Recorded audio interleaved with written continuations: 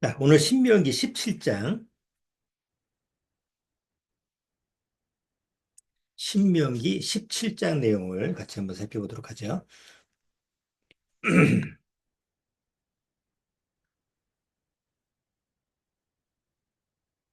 자, 오늘 신명기 17장 중에서 14절, 14절부터 20절까지 그 내용을 같이 한번 읽어보도록 하겠습니다. 내가 내 하나님 여호와께서 내게 주시는 땅에 이르러서 그 땅을 얻어 거할 때에 만일 우리도 우리 주위에 열국같이 우리 위에 왕을 세우리라는 뜻이 나거든 반드시 내 하나님 여호와의 택하신 자를 내 위에 왕으로 세울 것이며 내 위에 왕을 세우려면 내 형제 중에서 한 사람으로 할 것이요 내 형제 아닌 타국인을 내 위에 세우지 말 것이며 왕된 자는 말을 많이 두지 말 것이요 말을 많이 얻으려고 그 백성을 애굽으로 돌아가게 말 것이니 이는 여호와께서 너희에게 이르시기를 너희가 이후에는 그 길로 다시 돌아가지 말 것이라 하셨음이며 아내를 많이 두어서 그 마음이 미혹되게 말 것이며 은금을 자기를 위하여 많이 쌓지 말 것이니라. 그가 왕위에 오르거든 레위 사람 제사장 앞에 보관한 이 율법서를 등사하여 평생에 자기 옆에 두고 읽어서 그 하나님 여호와의 경외해야 하기를 배우며 이 율법의 모든 말과 이 규례를 지켜 행할 것이라.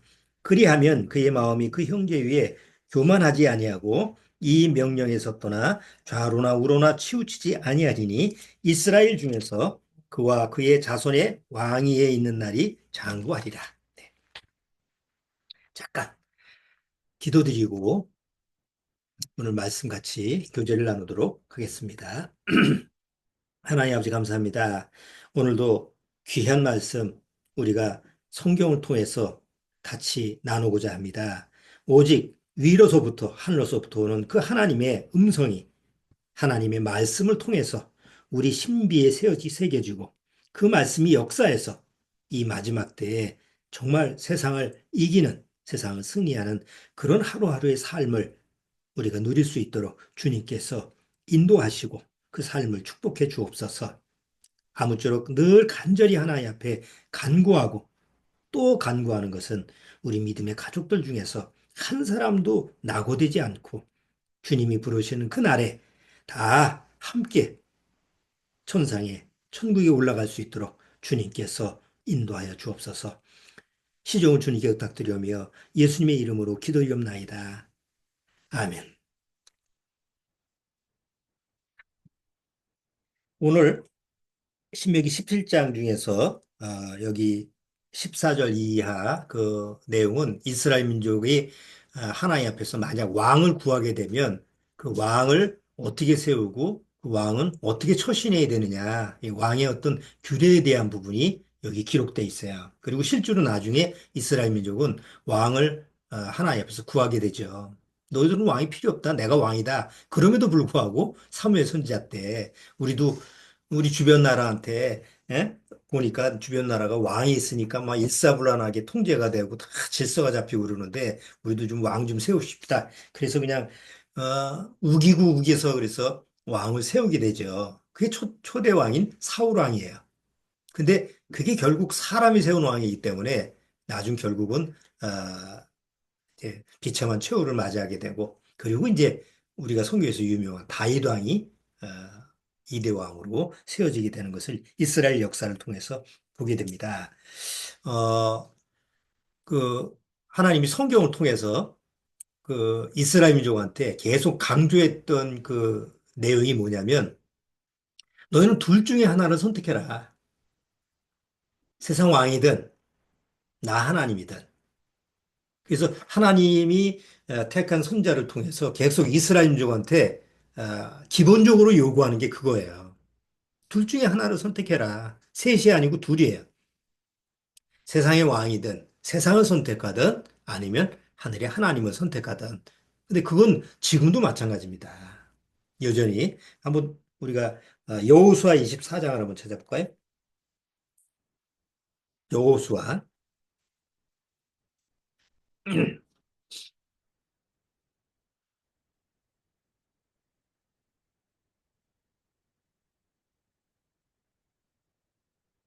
여호수아 24장. 모세 뒤에 여호수아가 이스라엘 민족을 가나안 땅으로 인도해서 가나안 땅에 들어가서 여호수아가 이제 이스라엘 민족을 이끄는 지도자죠. 그런데 마지막 여호수아가 죽으면서 유언처럼 남긴 말이에요. 여호수아 24장, 여호수아 맨 끝에.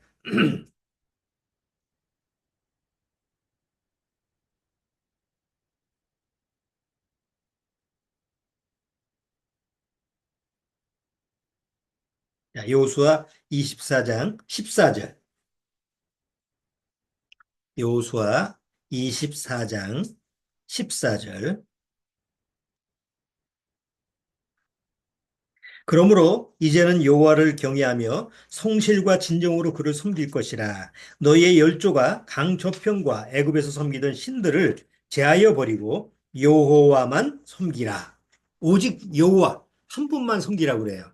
뭐 여러 왕을 섬기는 게 없어요. 오직 여호와만 섬기라. 15절 같이 읽어보죠. 만일 여호와를 섬기는 것이 너희에게 좋지 않게 보이거든 너희 열조가 강 저편에서 섬기던 신이든지 혹 너희의 거하는 땅 아무리 사람의 신이든지 너희 섬길 자를 오늘날 택하라. 오직 나와 내 집은 여호와를 섬기겠노라. 그러니까 여호수아가 마지막에 이스라엘 민족한테 유언처럼 한 얘기도 둘 중에 하나를 선택하라. 엘리야 선지자 때도 그렇죠. 그 엘리야 선지자하고 그 거짓 선지자하고 거짓 선지자 450명이 이제 갈멜산에서 딱 대립을 하잖아요. 그때 이스라엘 민족 거기 모여 있는 이스라엘 민족 보고 엘리야 선지자가 뭐라고요? 왜 두 사이에서 머뭇거리냐? 하나를 선택해라. 여호와를 섬기든 저 바알을 섬기든 한번 보죠. 열왕기 상 18장.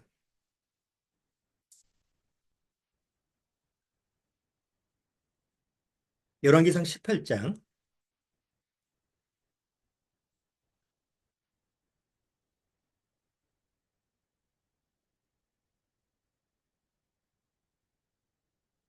자, 열왕기상 18장.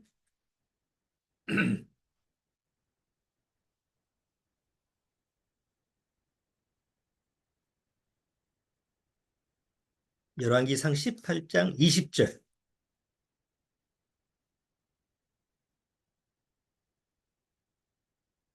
자, 열왕기상 18장 20절. 아합이 이에 이스라엘 모든 자손에게로 보내어 손자들을 갈멜산으로 모으니라. 엘리야가 모든 백성에게 가까이 나아가 이르되 너희가 어느 때까지 두 사이에서 머뭇하려느냐. 여호와가 만일 하나님이면 그를 쫓고 바알이 만일 하나님이면 그를 쫓을지니라 하니 백성이 한 말도 대답지 아니하는지라. 그러니까 이스라엘 민족의 역사를 보면 하나님이 요구하시는 것은 딱 하나예요. 하나님 여호와를 내 왕으로 섬기든지 아니면 네가 원하는 세상 왕을 섬기든지 세상 신을 섬기든지 둘 중에 하나 선택해라. 자, 그것은 지금도 똑같습니다. 지금 21세기에 들어와서 지금 하나님이 우리가 성경을 통해서 하나님이 원하시는 것도 하나님을 선택하든 하늘의 하나님을 선택하든 이 세상 임금인 사단을 선택하든 둘 중에 하나를 선택하라 그래요. 아니, 뭐, 난 선택하는 거, 뭐, 그런 거 관심이 없으니까 그냥 살래요. 그럼 그냥 산다라, 아무 생각 없이 그냥 산다라고 하는 것은 결국은 하나님을 선택하지 않는 거예요. 그냥 세상을 선택하는 거예요. 내가 선택권이 나한테 있는 것 같지만 실제로 보면 선택권이 나한테 있는 게 아니에요. 그냥 내가 선택하는 거지. 그냥 거기에 끌려다니는 거지. 그래서 굉장히, 이 문제는 굉장히 중요한 부분이에요. 내가 어느, 왕을 선택하실 것이냐. 쉽게 우리나라 지금 정치 상황이 굉장히 어렵잖아요. 어떤 리더를 쫓을 것이냐. 또 뭐, 좌파, 우파 해가지고 아주 시끄럽고 여전히 앞으로도 시끄러울 것 같은데 누가, 리더가 돼서 뭐 대통령이 돼서 이끌어갈 것이냐라고 하는 것은 굉장히 중요한 부분이에요. 우리나라의 에, 역대 왕들, 이제 역사적인 기록에 남아있는 그런 왕이 몇 명 정도 될 것 같아요. 기본적으로 이제 왕 기록이 나와 있는 게 이제 고구려서부터 시작된다고 하는데, 고구려서부터 왕이 시작돼서 조선시대까지 마지막 왕까지 몇 명이나 있을 것 같아요. 우리나라 왕이. 192명이. 챗 GPT가 얘기해 준 거예요. 어? 그래서 뭐 고려 시대 때 몇 명, 고구려, 신라, 백제 뭐 이렇게 쭉 해서 그중에 이제 조선 시대 조선 왕조에서 26명의 왕이 있었고. 자, 그런데 그 192명의 왕들이 이 한반도 우리 이제 한국을 여기 있는 사람들을 백성을 통치했는데 거의 2000년 역사죠. 네?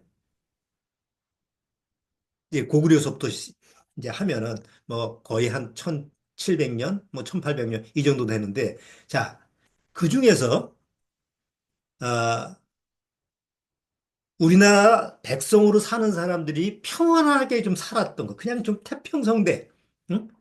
그 살았던 시대가 얼마나 되는 것 같아요? 거의 한 1700년 동안 살아오면서 그 중에 백성들, 왕이 통치하는 그 시대에 그 백성들이 편안하게 살았던 때가 어떤 때가 편안하게 살았던 것 같아요? 그 수많은 왕들 중에서. 그 중에 세종대왕이죠. 아무래도. 위대한 세종대왕께서 그 당시에 뭐 여러 가지 백성을 위해서, 뭐 많은 정책, 뭐 농업서부터 사회 문제, 뭐 심지어 죄수까지도 신경을 썼던 게 세종대왕이에요. 죄수들이 뭐 식사 문제 그리고 적어도 두 달에 한 번씩은 꼭 몸을 씻게끔 죄수 옛날 같은 죄수가 어디서 몸을 씻어? 예? 근데 이제 세종대왕은 그런 것까지 이제 신경을 써서 굉장히 백성들에 대한 그 위민 정책을 이제 많이 했어요.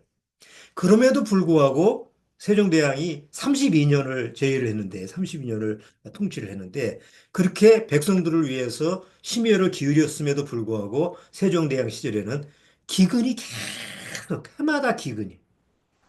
그러니까 아무리 왕이 통치를 잘하고 백성을 위한다고 해도 그 당시 환경이 받쳐주질 않으면 그 쉬운 일이 아니죠. 먹고 사는 문제니까. 그래서 그 나름대로 세종대왕이 어, 그 당시에 살았던 사람들은 아, 참 하늘이 내려준 성분이다. 어? 하늘이 내려주신 아, 정말 우리의 위대한 왕이다. 이렇게 칭송을 했음에도 불구하고 백성들의 삶은 그렇게 편하지 않았다고 그래요. 굶주림, 뭐, 기근 이런 것 때문에 괴로워했고 또 옛날에 그 북쪽에서 여진족이 계속 쳐들어오고 그러니까 그, 그 육진, 예? 그 압록강을 중심으로 해서 그 국방을 좀 튼튼하게 하기 위해서 어, 많이 백성들을 많이 차출을 해가지고 노역을 했고 또 세종대왕 시절에 여러 가지 저 국가 뭐 이런 산업 이런 걸 하기 위해서 관노비를 많이 이렇게 노비를 또 많이 쓰게 돼요. 그러니까 그런 여러 가지 뒤에 그 그림자 같은 그런 모습이 남아 있는 거예요. 그래도 그나마 그 왕들 중에서 세종대왕 시절에 태어난 사람들은 그래 그때 살았던 사람은 그나마 잘 태어나고 살은 거예요. 그 이후에 영조 종조 시대 우리나라의 영조 종조 시대에 그 왕들의 혜택을 입어서 그때도 백성들이 조금 괜찮게 살았고 성종 시대에 성종 때 또 백성들이 그때 태어나고 살았던 사람은 또 혜택을 받고 그렇게 혜택을 받아도 그 날수가 한 100년도 안 돼요. 그러니까 한 1600년, 1700년 동안 그 역사가 쭉 내려오면서 그나마 그 시대, 그 왕 때 태어났던 사람들, 왕 때 살았던 사람들만이 그때 조금 편하게 살았던 거지. 그 나머지 때 태어나고 살았던 사람들은 이건 사는 게 아니에요. 이 역사를 배우면 우리나라의 역사에 얼마나 굴곡이 많아요. 하필이면 임진왜란 때 태어났던 사람들. 어?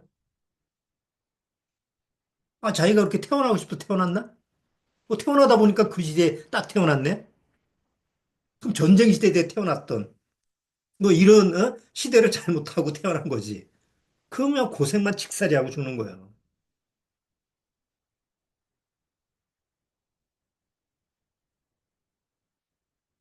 근대기에 와서 내가 59년생인데 내가 태어난 그 시절에 이승만 대통령 3기예요.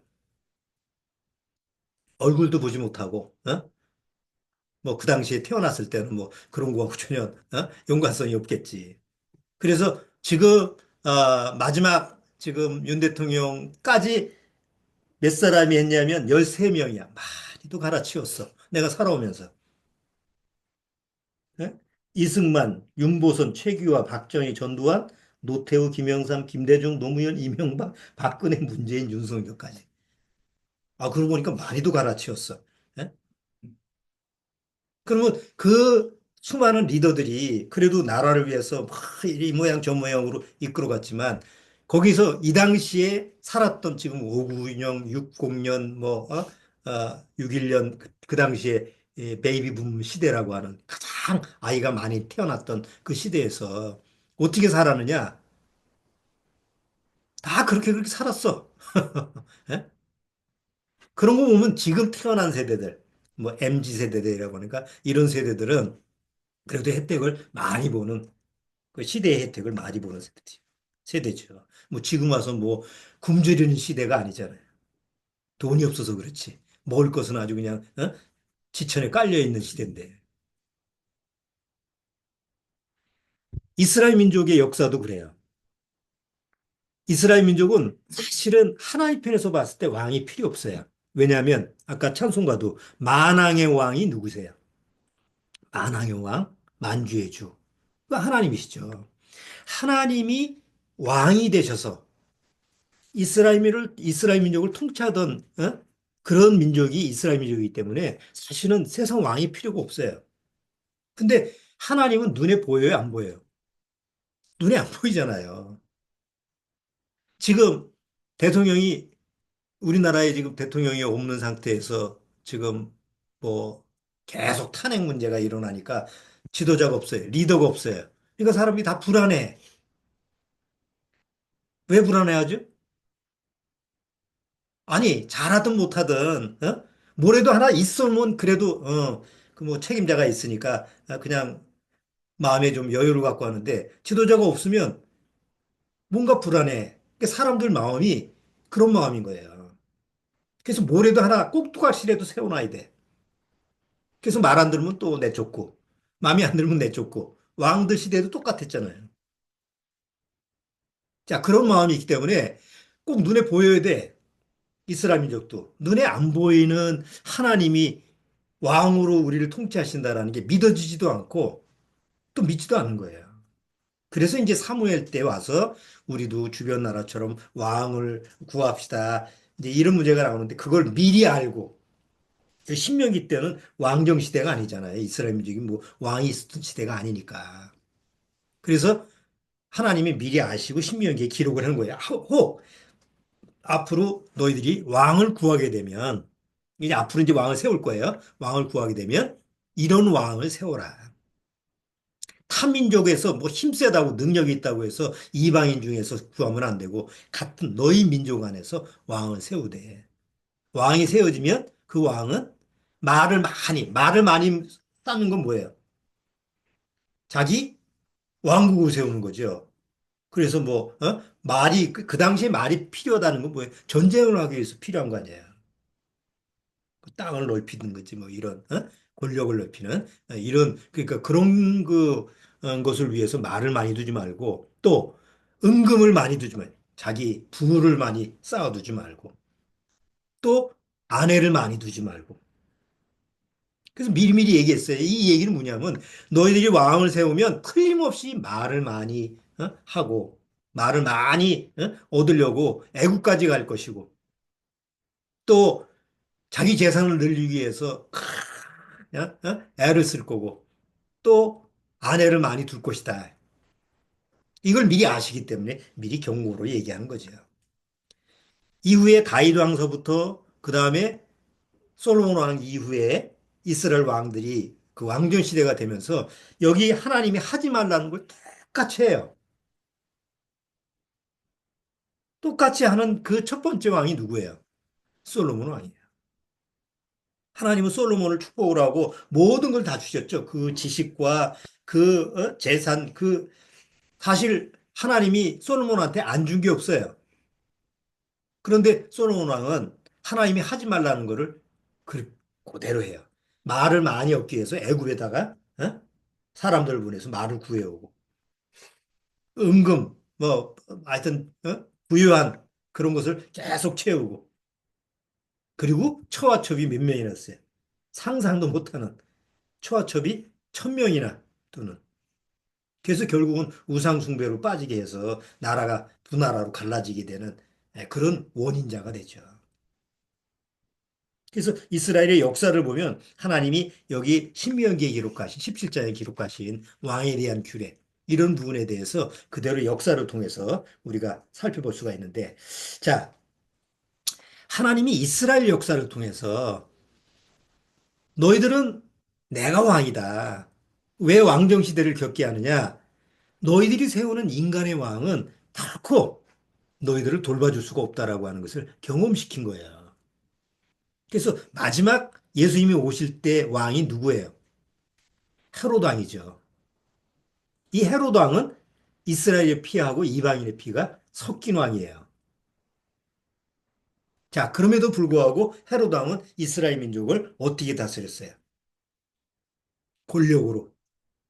지배, 로마의 어떤 통제의 하나의 분봉왕처럼 그 역할을 하죠. 그때 진짜 왕이 오신데 예수님이에요. 이스라엘 민족의 구약의 역사가 계속 누가 온다는 거예요. 너희들의 진짜 왕이 올 거다.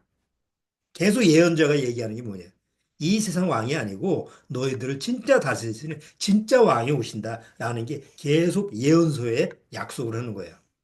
그리고 이스라엘 민족은 그걸 기다렸어요. 이스라엘 민족이 이제 마지막 그 왕조가 무너지면서 나중에 이제 바벨론 포로로 가고 또 아수르 또 이렇게 포로로 가죠. 그리고 이스라엘 민족은 이제 로마의 지배하에 있게 돼요. 그리고 로마의 지배하에 있을 때 이스라엘 민족은 자기네들이 왕이 없어요. 그렇죠? 로마의 지배하에 있으니까 헤로드 왕도 사실은 그 로마의 지배하에 있는 로마에 소속된 왕이잖아요. 그러니까 이스라엘 민족은 마음에서 무슨 소망이 있었어요? 하나님이 주신다는 왕이 하나님이 우리한테 주신다는 왕이 언제 올까? 이게 그냥 마음속의 소망이었죠. 그런데 이제 예수님이 태어났어요. 그리고 예수님이 태어나서 그 예수님이 누구냐? 하나님이 보내주시는 왕이다라고 하는 쪽으로 이제 사람들한테 전하게 되죠. 예수님 자신이 백성들을 가르칠 때 예수님 자신을 뭐라고 그래요? 내가 이스라엘의 왕으로 왔다. 그러니까 이스라엘 민족이 다, 우리의 왕으로 보내주신 분이다라고 초점을 맞췄는데 왕이면 적어도 어떤 모습을 취해야 되죠? 일단 왕이 처음에 이렇게, 왕관을 쓰려고 하면 처음부터 아주 화려하고 멋진 모습으로 오죠. 그쵸? 근데 예수님이 예루살렘 성에 입성할 때 뭘 타고 입성을 해요? 나귀를 타고 입성을 하잖아요. 아니, 어떤 왕이, 아니, 적어도 100만은 못 타도 흑마는 타야 될 거 아니에요? 그런데 나귀를 타고 예루살렘 성에 입성을 해요. 백성들이 이스라엘의 왕이시여 호산나 이렇게 하지만 그 나귀가 띠뚱거리면서 걸어오는 모습에서 거기 예수님이 타는 모습을 봤을 때 그 모습이 왕의 모습이냐고. 얼마나 우스꽝스러운 모습이에요.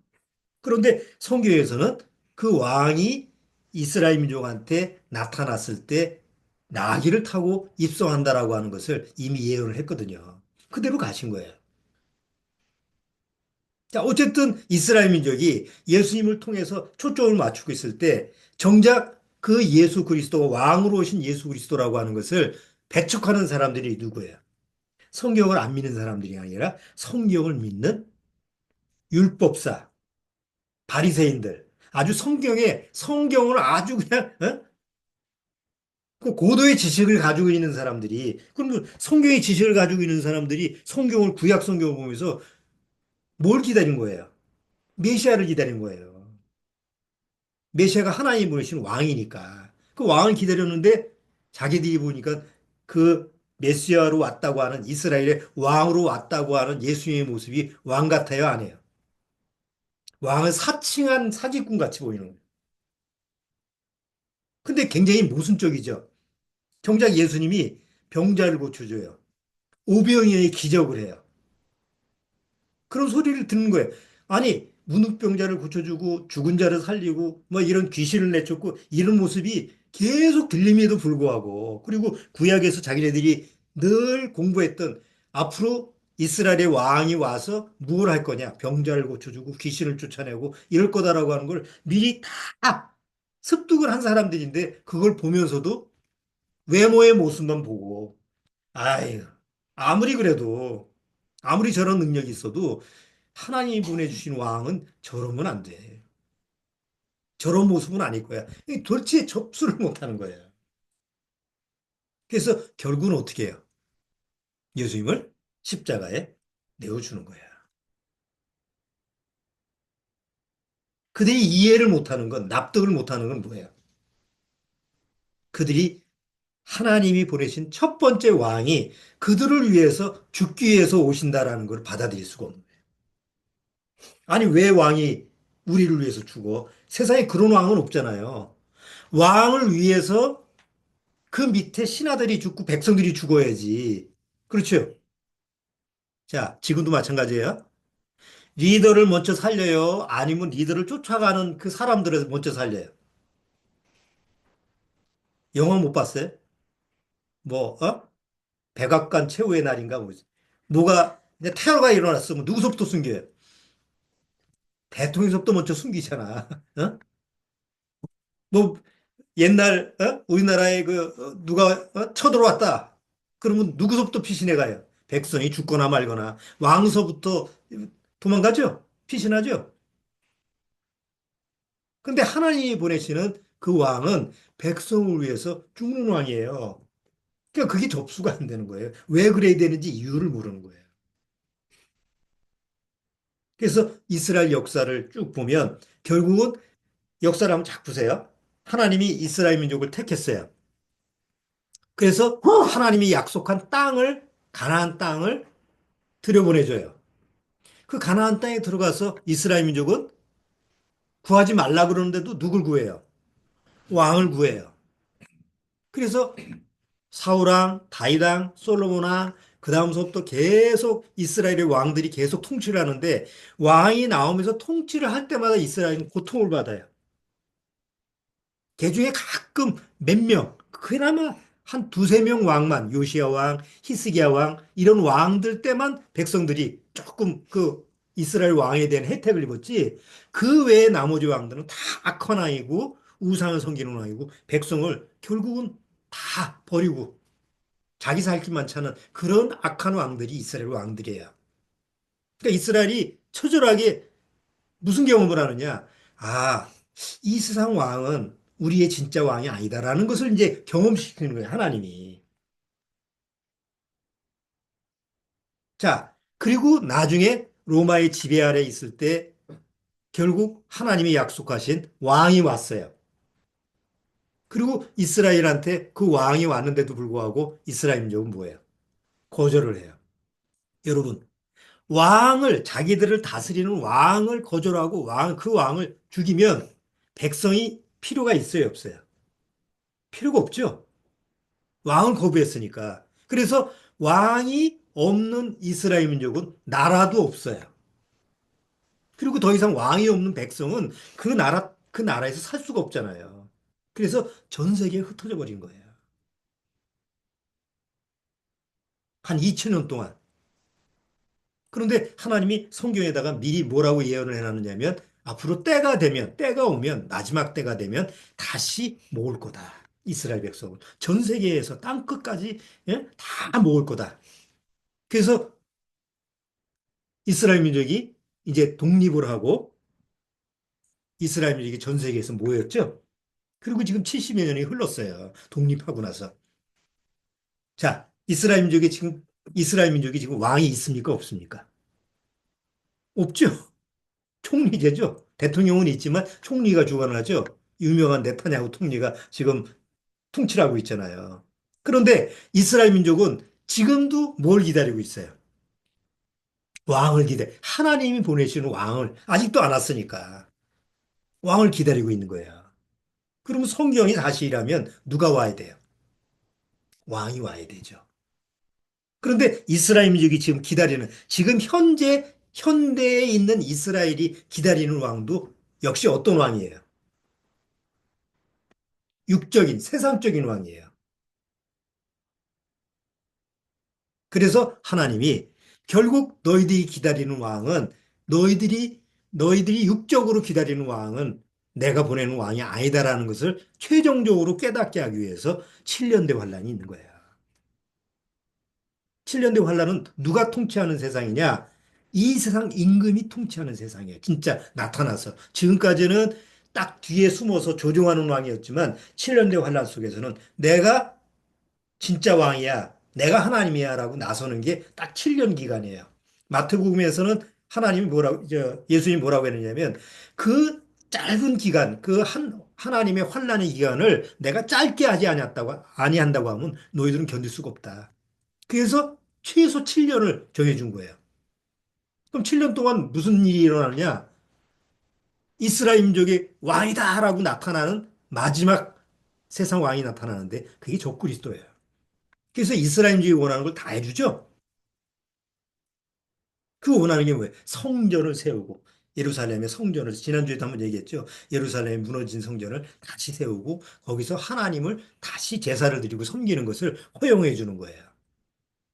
그러니까 그런 걸 잘 해주니까 아 진짜 하나님이 보내주신 왕인가 보다 하고 이스라엘 민족이 전 3년 반 동안은 왕으로 섬기는 거예요.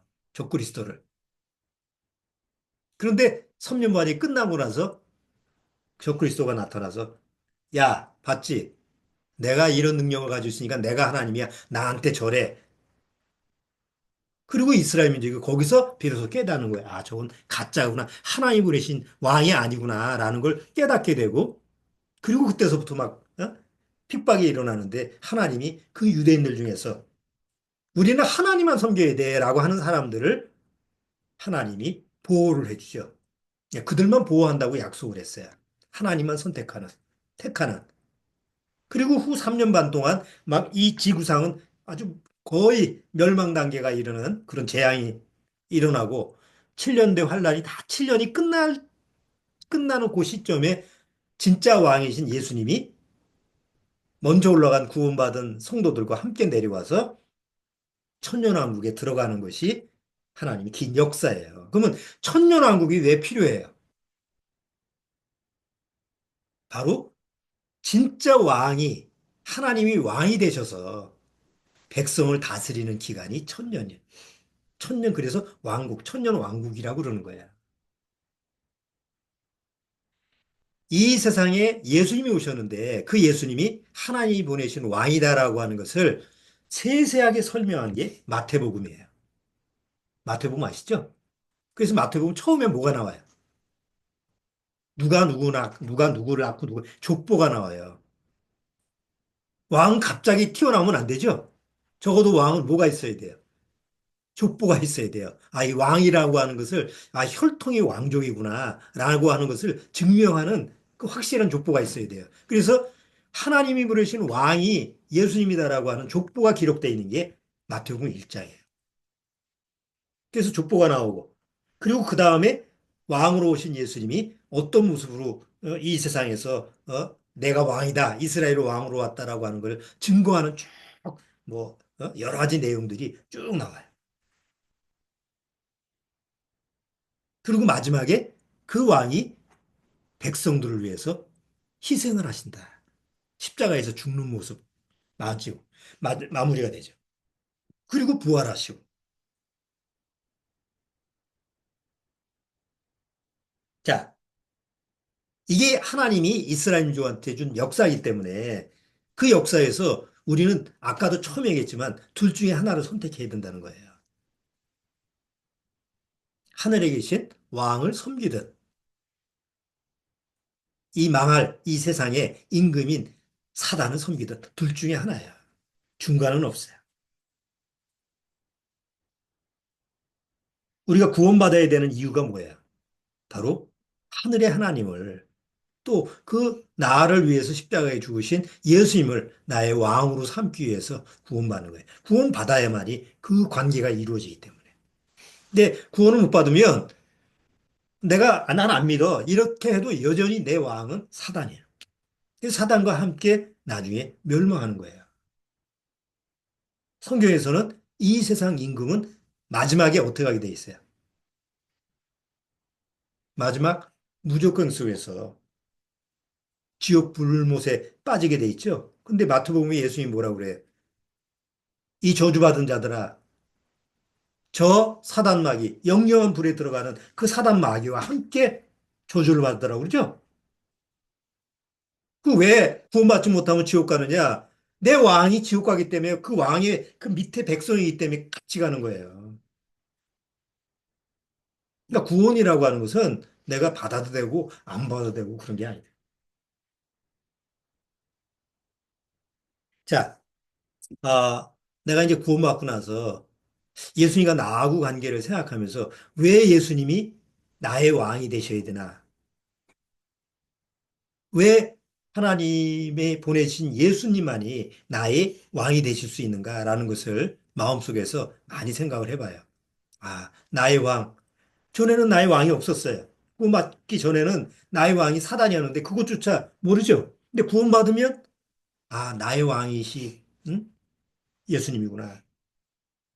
눈에 보이진 않지만 아, 정말 내가 사랑하고 내가 존경하고 늘 함께하고 싶은 왕이신 예수님이구나. 이게 이제 점점 귀하고 가치 있게 여겨지는 거예요.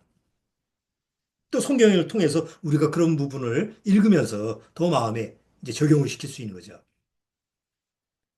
일단 나하고 예수님과의 관계에서 한번 생각해 보는 거예요. 첫 번째, 왜 예수님이 나의 왕이 되실 수 있냐?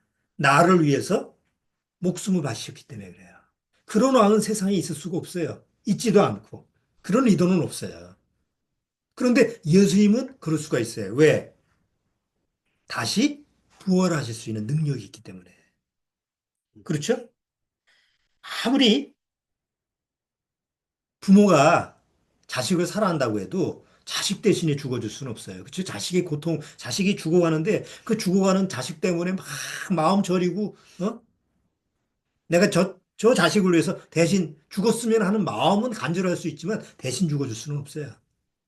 더군다나 죄를 위해서 죽어줄 수 있는 부모는 없어요. 죄를 위해서 죽어줄 남편이나 배우자, 아내가 없어요.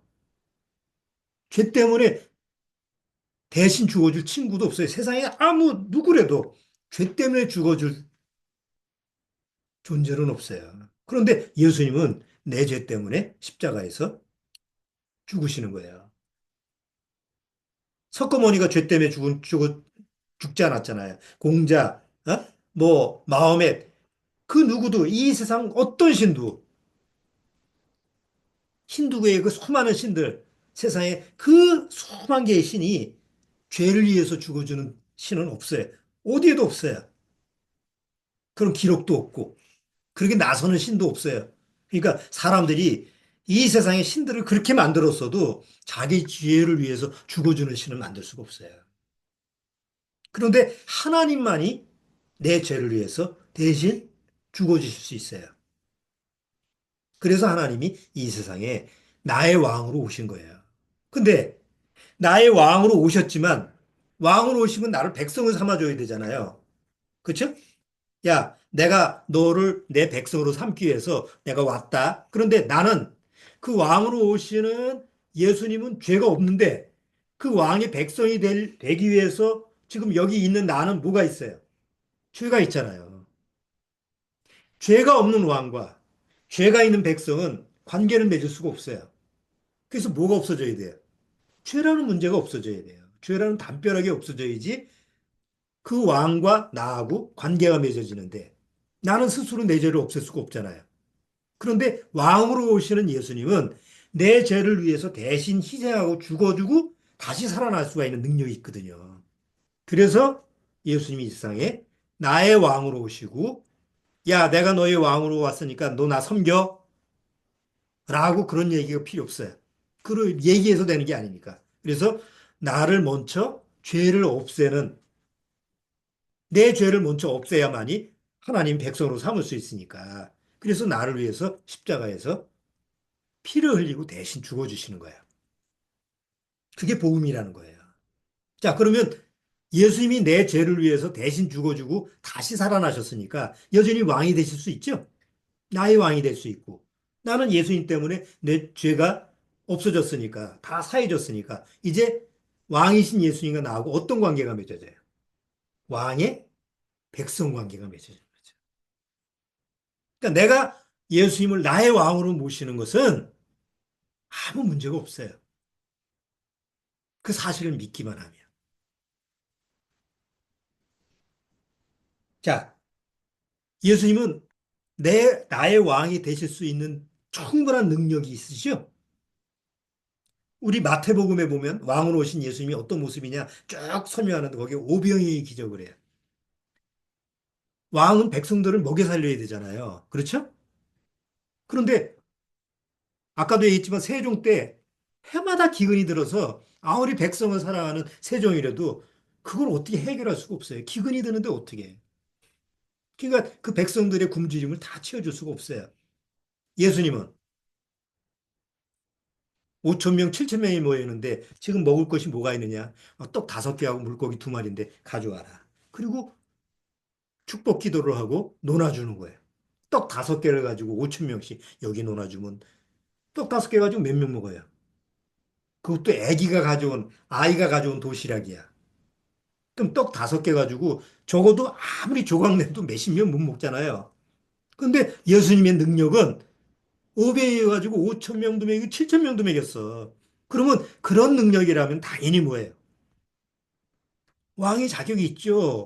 굶주릴 필요가 없잖아요. 아, 몸이 아파가지고 너무 견딜 수가 없는 환자들이 그냥 디글디글해. 예수님 당시 마태복음 보면 계속 매일매일 하는 일이 환자를 돌보는 일이에요. 근데 환자를 간호하는 일이 아니고 환자를 뭐 의사처럼 뭐 조금 고쳐주고 이런 게 아니고 정상인으로 낫게 하는 거예요. 예수님의 손을 거치면. 그런 분이 왕이라고 그러면 당연히 왕으로 섬겨야죠. 배 타고 있는데 막 풍랑이 일고 그냥 파도가 일어서 배가 쓰러지려고 그래. 그런데 예수님은 주무시고 계셔. 제자들이 그냥 놀라가지고 빨리 일어나서 우리 죽게 되는데, 죽게 생겼는데 이 잠이 옵니까? 막 그래서 깨웠어요. 예수님이 바다 바람 오고 잠잠하라 그러니까 잠잠해져요. 그런 분이 왕이라고 하면 태풍 몇 개씩 몇십 개씩 와도 뭐가 문제야? 지진이 와도 뭐 땅이 무너진다고 해서 뭐가 문제겠어요?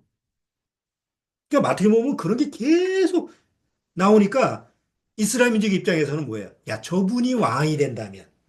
그래서 나중에는 어떻게 해요? 억지로 왕되게 한다고 그랬죠?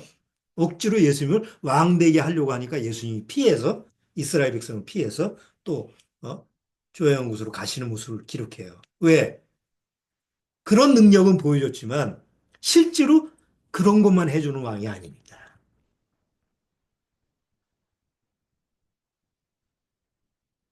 예수님의 진짜 능력은 뭐예요? 우리를 죄와 사망의 권세에서 사단의 권세에서 건지시는 능력을 가지신 게 예수님의 능력이잖아요. 그러니까 그런 분이니까 나의 왕이 되시는 거에 대해서 아무 문제가 없고, 아, 나는 내 왕으로 모셔야 되겠다. 난 정말 내 왕으로 섬겨야 되겠다. 이런 마음이 드는 거예요. 또, 예수님은 나의 증인이고 나의 변호자가 되세요. 변호사는 뭐예요? 나를 변호해 주는 거죠? 내가 인생 살아가면서 내 변호자가 누가 있어요? 사실은 없어요. 그런데 예수님은 나의 변호자가 돼요. 변호사가 되고 증인이 돼요. 어? 사단이 계속 검사척 돼서 내 죄를 가지고 물고 늘어져. 얘 이런 죄 저질렀습니다. 저런 죄 저질렀습니다. 어쩌고저쩌고 해가지고 얘는 죄인입니다. 나와 함께 지옥 가야 돼요. 계속 참소해요. 계속 나를 송사해요. 사단이 하는 일은 그거예요. 얘는 내 백성이에요. 내가 얘 왕이에요. 그러니까 이 모양 이 꼴로 살죠. 그런데 예수님이 왕이 나의 왕이 되시면 나의 변호자가 되네. 아니 하나님 아버지 앞에서 얘는 내 피값으로 샀습니다. 당신의 백성입니다. 하나님 얘는 거룩한 하나님의 백성입니다. 예수님이 친히 내 안에서 하나님 앞에 변호자가 되는 거예요. 나의 증인이 되는 거예요. 이런 분이 나의 왕이 돼야 되잖아요. 요한일서에 나와 있죠? 너희가 죄를 범한다 할지라도 염려하지 마라, 걱정하지 마라. 너희 변호, 너를 항상 책임지고 변호하는 화목제물이신 예수님이 계시지 않느냐. 2장 1절에.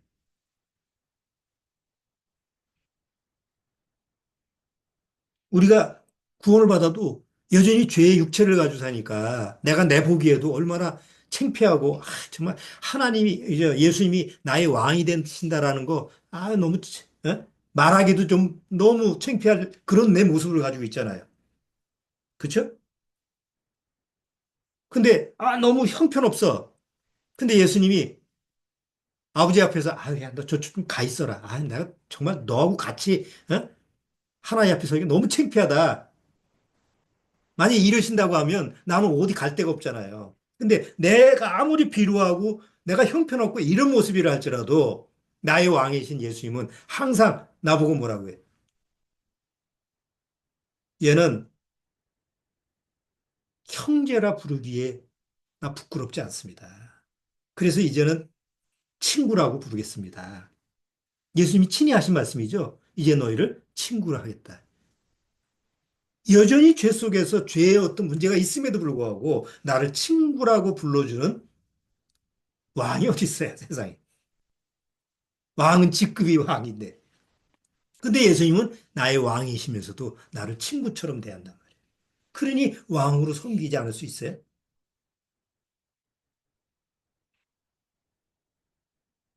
히브리서 한번 보시죠. 히브리서 2장.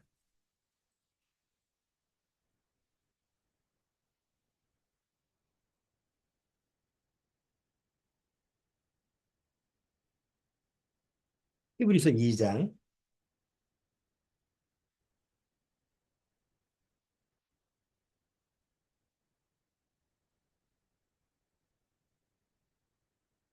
히브리서 2장 10. TV와 연결 중입니다. 잠시만 기다려주세요. 제가 말을 안 시켰더니 가끔 심심해가지고 지가 스스로 얘기.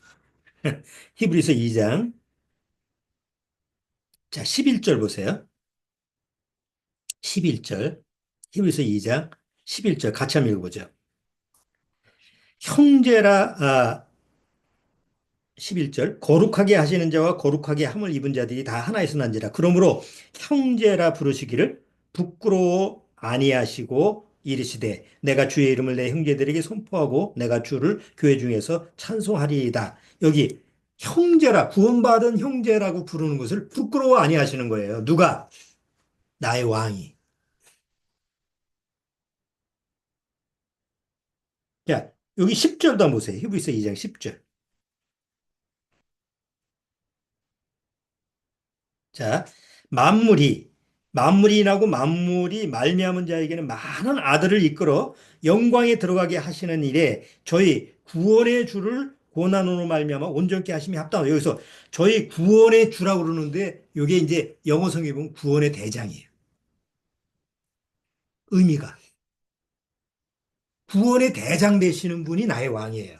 대장, 대장 뭐예요? 나한테 명령하고 나한테 길을 제시하는 거야. 너 이 길로 가야 돼. 너 저 길로 가야 돼. 그건 그 길로 가면 안 돼. 그래서 나의 사령관이 되셔가지고 나를 하나님이 나한테 원하시는 그 옳은 길로 가게 하시는 그런 리더, 진짜 리더가 되시는 그 구원의 대장 되시는 분이 바로 나의 왕이다 말이에요. 그러니 어찌 안 섬길 수가 있어요. 그러니까 구원받은 사람 예수님을 섬겨야 된다, 어쩌다 이런 잔소리가 필요 없어요. 정말 구원받으면 나의 왕이신 예수님을 내 안에 모시고 계시니까 멀리 모시는 게 아니고 어디 교회에 있는 게 아니고 내 심령 안에 예수님을 모시니까 왕으로 모시니까 늘 왕이신 예수님과 대화하고 나의 삶의 모든 것을 내 왕에게 고하고 그 왕이신 예수님께 조언을 구하고 해답을 구하고 또 간구하고 기도하고 요구하고 그런 친교를 맺을 수 있는 이런 관계를 맺을 수 있다는 거예요. 구원받은 사람만이. 자, 오늘 신명기 17장을 통해서 이스라엘 민족한테 하나님의 왕의 제도를 주고 그다음에 그 역사 속에서 하나님이 왕의 역사, 왕과 이스라엘의 관계를 쭉 역사를 통해서 보여주셨는데 결국 마지막 때 하나님이 이제 계획하시고 있는 게 뭐예요? 진짜 이 세상에 왕으로 오셔서 진짜 다스리시는 거예요. 아직까지는 그런 적이 없어요. 아담이 죄로 타락된 이후에 이 세상에서는 하나님이 왕으로 통치하는, 하나님이 직접 왕으로 통치하는 그런 시기가 없었어요. 근데 직접 통치하는 시대가 언제냐? 천년왕국이라는 거예요. 그래서 하나님이 왕이 되셔서 그 자기 피로 산 이스라엘 백성 또 전 이방인 중에서 우리처럼 구원받은 사람들이 천년왕국에 들어가서 왕을 모시고 왕을 섬기고 그리고 백성으로서 자기 역할을 감당하는 것을 천년 동안 잘 누리다가 그 천년 기간이 딱 끝나면 다 영원한 세계로 가는 거죠. 그게 하나님의 계획이에요. 지금 고작 살아봐야 100년 안쪽 살잖아요. 근데 구원받으면 천년을 살 계획이 이 미리 하나님의 청사진이 아직 있다니까. 그러니까 그냥 100년 안쪽 사는 거 가지고 참 거기다 매달고 거기다가 초점을 맞추면 안 돼요. 아유, 100년도 지긋지긋한데 천년을 어떻게 살아? 걱정할 필요도 없어. 거긴 죄가 관여하는 데가 아니에요. 예수님이 왕이시기 때문에. 그렇잖아요. 상상할 수가 없잖아요. 우리가 그런 거를 살아본 적이 없으니까. 근데 그거를 하나님이 경험하시게 하는 거예요.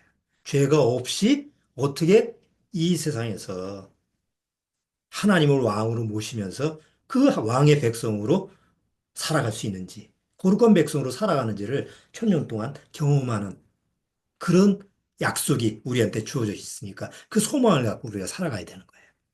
자, 그러기 위해서는 어떻게 해야 된다? 반드시 구원받아야 된다. 그래야만이 나의 유일하신 왕이 되신 백성이 될 수 있다라는 거. 꼭 기억하시고,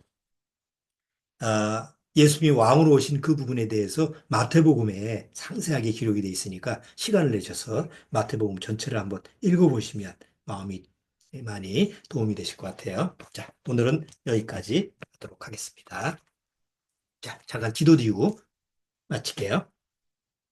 하나님 아버지 감사합니다. 이제 나의 왕으로 오신 예수님을 왕으로 모신 사람들은 너무나 축복되는 줄 압니다. 왕으로 모셨음에도 불구하고 그 왕과 교제를 나누지 않고 친교를 나누지 않는다면 그것처럼 어리석은 또 삶이 모습이 안 되는 줄 압니다. 정말 구원받은 사람이라고 한다면 나의 왕이신 예수님과 항상 친교를 나누고 동행하는 그런 삶이 실제로 경험되어야 될 줄 압니다. 오늘 말씀을 통해서 나의 왕으로 오신 예수님에 대해서 그 예수님을 섬기는 축복이 얼마나 귀하고 축복된 것인지 살펴봤습니다. 아무쪼록 우리 예수 그리스도를 왕으로 모시는 우리 믿음의 가족들, 늘 하루하루가 왕과 함께 늘 동행하고 즐겁게 그 왕과 함께 지내는 그런 삶이 말씀을 통해서 이루어지도록 주님께서 인도하시고 또 축복해 주옵소서. 예수 그리스도의 이름으로 축원합나이다. 아멘. 자, 오늘 마치도록 하겠습니다.